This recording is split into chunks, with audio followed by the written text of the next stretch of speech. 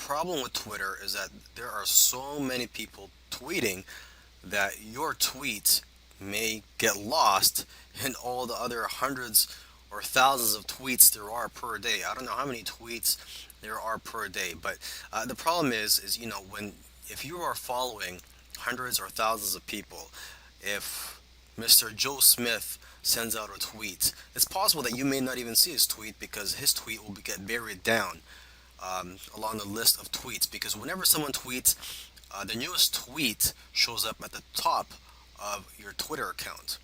Okay, and with each new tweet, that other tweet will just be brought down to the bottom of the page.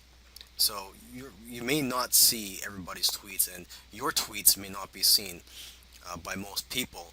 So one way around this is to repeat your tweets. You may want to do that same tweet a couple days later at a different time.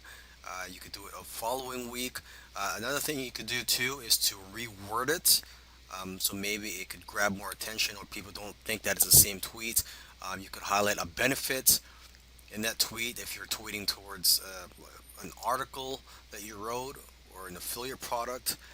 You could also add an image to to make it appear as if it's a different tweet.